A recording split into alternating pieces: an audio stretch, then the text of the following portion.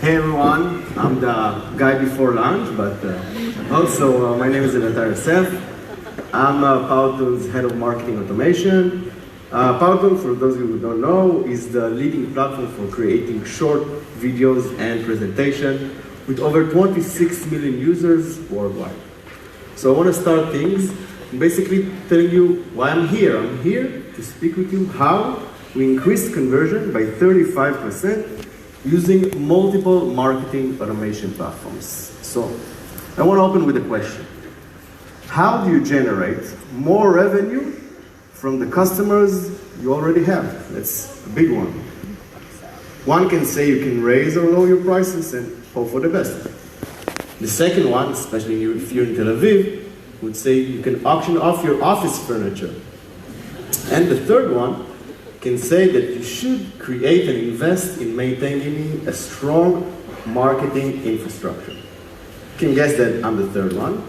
And specifically, I want to share with you how in Powtoon we managed to create an onboarding structure that treats all of our users that yielded a 35% uplift in our conversion rate. So, this is what we're going to do today. I'm going to show you what we did, go over the results we've got, and finally, hopefully, we're going to finish with some action items that you can take home with you today. Great. So let's start with looking at what we addressed within our marketing communication platforms. The first one, and the main one, was Oracle responses for all our email and offline communications. The second one is Intercom and Drift for our on-site in-app communication, all the messaging within the product and on our website. And we also use Typeform for customers' feedback loop. We also use Zapier and Unbounce, but that's maybe for another case study. I will only focus about those maybe 3 or 4. And I want to demonstrate how we built this structure by showing you the belly of the beast, our onboarding program canvas from Oracle. So don't be intimidated. Again, this is the belly of the beast. What you see here is basically the first 4 days communication structure for any user that signs up to Powtoon when day 0 symbolizes the sign-up day, also known in Powtoon as our segmented onboarding flow. From this flow, I'll try to show you what were our key principles when we created this structure. The first and most important one is automation. What does it mean? It means that the program is running and we don't have any reason to touch it. The program is onboarding users since November 2018 on a daily, monthly, weekly, and yearly basis with no mandatory maintenance work required. The user simply signs up and the program does the rest by tailoring a unique user experience just for him. The second part is major junction testing and optimization. We have identified major junctions within our program to run a constant A/B, sometimes ABC test, to optimize the actual content the user receives. For example, our first offline communication, our welcome email, in which we're constantly testing 2 versions of the email to optimize the actual content the user receives. Besides optimizing content, you can use this major junction to survey users to receive feedback from them about your communication and your product. For example, halfway through your trial period, to get their feedback about the product and communication, or if you offered any helpful tip throughout the way, what was the most successful one? The third one is cross-channel structure. I don't know if you know this about me, but I'm a huge email fan. And for me, email is still and will always be the king. You can argue and I can argue, I'm right, but for me, email is always the main thing. But even I know that your communication must go beyond that one channel. Both your offline and online communication platform should be considered. This took careful thought to build something that would work for us. But now in Powtoon, we can coordinate both our offline communication, emails, and our online communication within the product and on the website. What happens when you turn this entire machine on? Something that calls smart segmentation and dynamic content. It means delivering the best onboarding program for the specific customer using using one structure that is instructed by the action that the user took or didn't take within the program, as we've seen before. It means creating one email to rule them all. Using dynamic content blocks allows you to create a single email structure that can serve different content based on customer segmentation and that is optimized to deliver content that will be both valuable and meaningful to the customer. Now, nothing is better than seeing it in action, so I've created a short cartoon for you to see how different users experience different onboarding while being in the same one big structure. 3 examples of users. Education, have a designated login page for him. NSRP, our main audience, our main sign-up page. A partner user, designated sign-up page for a partner, created a HubSpot user. First interaction within the product, letting them know about their specific trial period and the relevant information for them.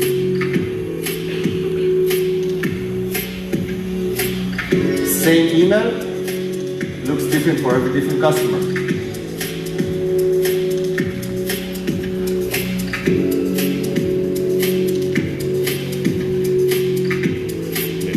Also switch per language. Here's a switch for Spanish users. Designated template page within the website.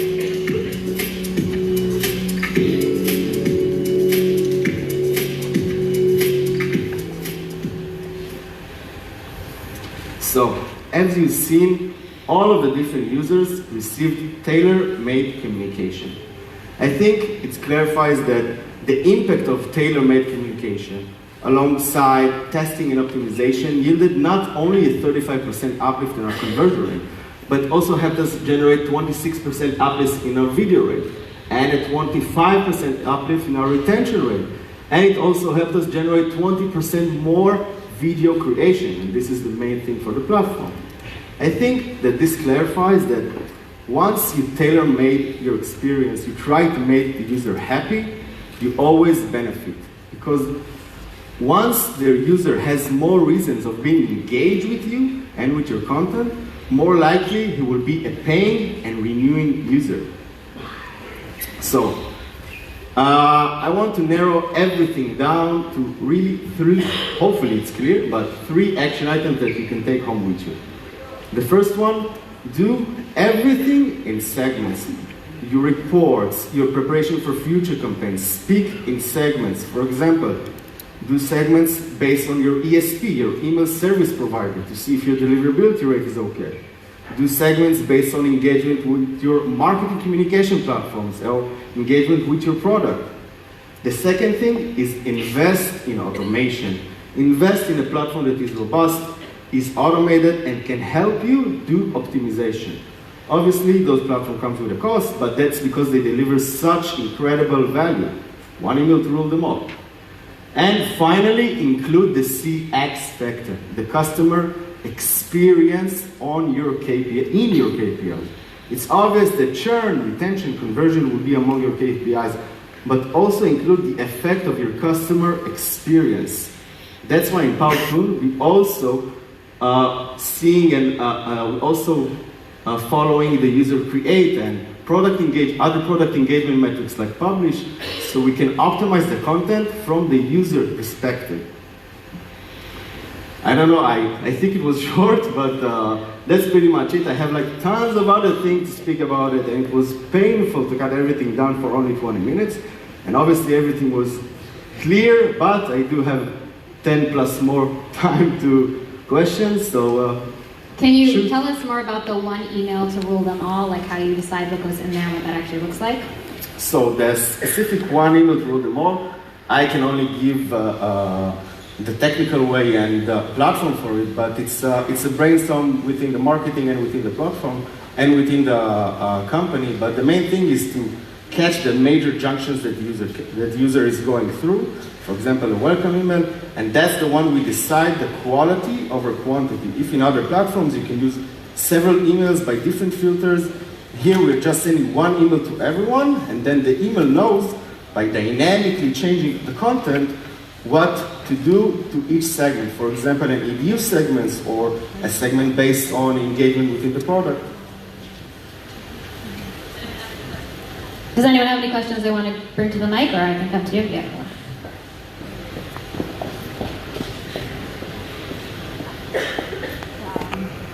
Hi, I have two questions. The first one is, why do you need so many different platforms in order to sort of deal with the segmentation? Because we know there are platforms like HubSpot that pretty much take care of everything. And the second one is, when it's about early stage startups, let's say seed, round A, when they're just building their automation, when is the right point to move from the one for all to segmentation, in terms of the effort, the amount of leads, etc.?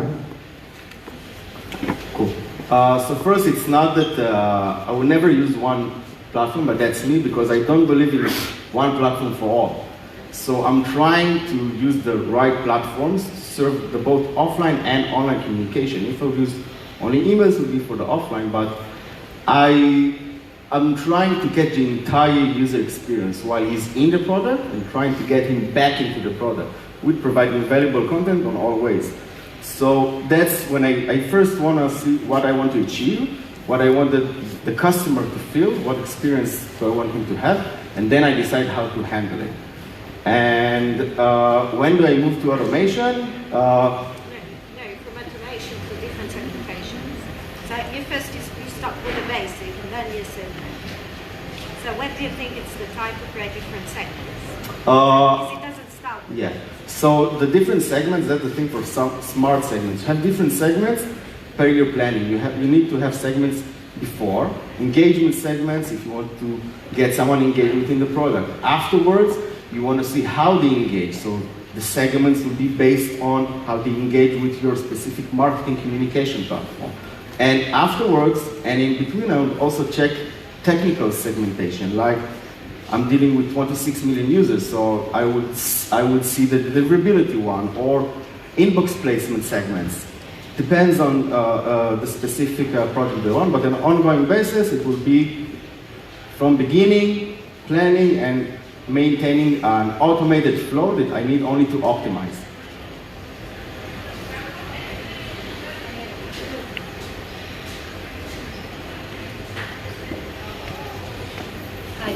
Can you explain what you use Drift for? What you're using? Yes, so both Drift and Intercom, different times, are used for our in-app communication within the product. So also within the product, I'm taking sure like major junctions. For example, in Powtoon, the first export, the first video export of a user, I will use Drift for it. For mentioning, going, do a little party with him, and also informing him about different things that relates to him, specifically to him on his specific onboarding experience. That's on a normal flow. On an everyday, I would mention every user that enters the product on the first time, on their seventh time. If he wasn't with us for several times, it will be Drift that will serve him within the product. I'm curious why you guys decided to put an effort into this. I mean, obviously it had positive results, but when you're starting off, why did you decide that this is where you're going to put your energies into focusing, and why do you think it was so successful? I think the proper planning and the fact that everything is automated and I don't need to do anything on a daily basis and not even on a monthly basis. The only thing, I'm always doing things on a daily basis, but those are more optimization. That means that I'm just sitting, looking at the numbers, looking at all the platforms, and trying to catch something that caught my eye, instead of just sitting every day and trying to make it work and understand what to send now and what's happening now. I think the better planning, especially when you deal with millions of users, you don't want to make mistakes that will affect you. So the proper planning and just sitting and optimizing, it's better to make everything automated. How long did it take to build, and how long before you actually saw results? So we were pretty pushed to do things in fast pace. We started working on it around January 2018, and as everybody knows, and everybody that deals with marketing, GDPR, and now soon as CCPA affected everything, all the entire communication between you and your audience. So that really pushed us to do to incorporate everything once the GDPR starts. Once the GDPR started, we know that we have a functioning, valid program that applies to all the new regulation and hopefully future regulations. So that's why we decided to do it that way. We have another question. Can you talk more about what you've managed to accomplish using Drift? I managed to accomplish the entire internal communication or online communication, and it's Drift. Drift is serving us on every major junction, whether it's qualifying a B2C user to a B2B lead, or announcing and speaking with user on a daily basis or an event-based basis if they did something or didn't took an action and they're still on the website. So all the internal and on-site online communication. And just somebody else would like you to go back to the slide where you showed what platforms you use, and maybe break down exactly how you use each one.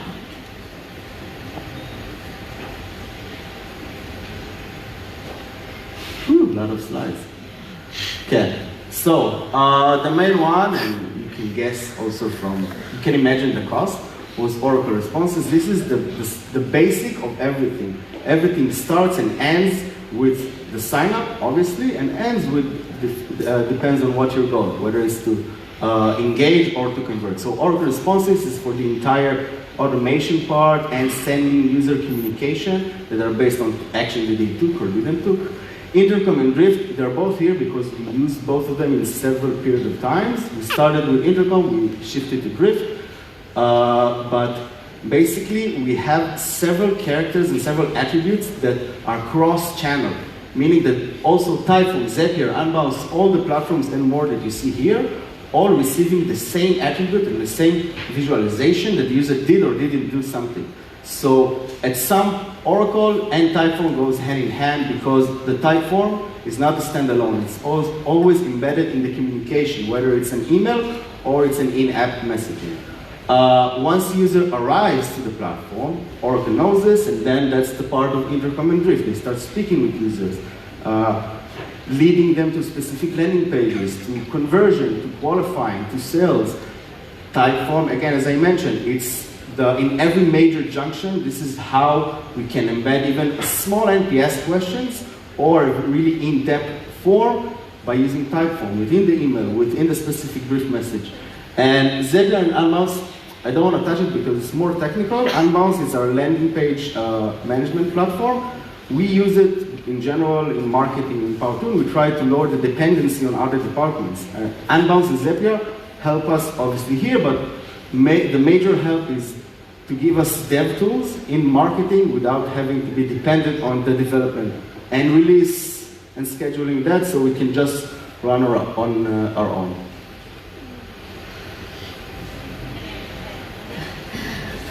Come on, guys, Twitter.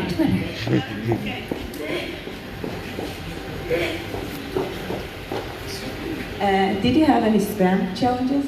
And what? Spam, like emails that are sending to spam? Of course. So, any tips regarding that? Again, so this is in the proper planning and smart segmentation. I have 26 million users, and I don't know if it means anything to you, but our inbox placement is 99%, meaning that 99% of our emails are going to the user inbox. The spam trick and following on spam and other, like all the vague, gray attributes from email, the technical side, really helps us by, we did the smart segmentation. So we have an ongoing a live dashboard that shows us on real time. Also, we are welcoming. The? Welcoming the first email, and also get the spam. Yeah, so our welcome email, it's not the actual first email, it's mostly the second email the user receives because we have a transactional email of double opt-in if it said anything to someone here. So we always use double opt-in, meaning that the user must tell us he's a real person. He needs to confirm his account. He needs to confirm his email.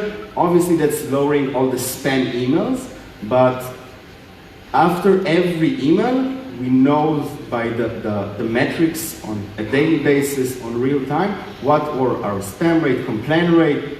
We are also using SNDS and for specific email service providers, Hotmail, Yahoo, Gmail, specific monitoring on their users to see how our specific IPs that's sending emails to them are working in terms of inbox spam.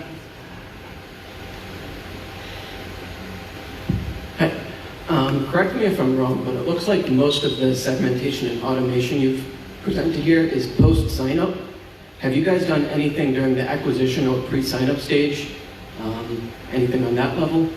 Only information. We're trying not to know too much about users, only what's relevant for us. I think specifically in 2019, Bo'acha 2020, the personal data about users, it's a thing. It's like it's a gray area that everybody's like fearful toward it. But for your question, before that, if we have some other information that comes with the user to the specific platforms like Intercom and Drift, Facebook, stuff like that, the only thing that we know pre-sign up is whether if he chose to sign up through any social sign up, so we know the social platform, and if he provided us his job title, that's what we know. Besides like the normal things, technical things that we know, his browser language and stuff like that, but just because he's using the website, we're not trying to get more information before that. What about on like the paid search level, where somebody might self-identify themselves to a certain level, saying maybe video platform for e-learning? Could you then create content on Unbounce, cater towards them and personalize on that level? Of course. That's also, our segments are obviously not before, but we know the user job title and our BI team, and within we know the specific usage that the user is using tells us in which segment he is. For example, if someone that wants to create videos and his job title is saying it or not, but his usage is saying it, but the specific templates he uses or by the specific assets that he uses, we will match the specific content automatically to him. So maybe I don't know this, but the platform knows this. Thank you. One more question, please. How many people are operating this, your department? Currently we have now around 3 people. I'm leading the team, but it's me, a hybrid of a developer in marketing, God forbid. So a developer, me, and a junior that's operating the entire email marketing and communications. Great, thanks. Okay, thank you so much. Please give him a round of applause.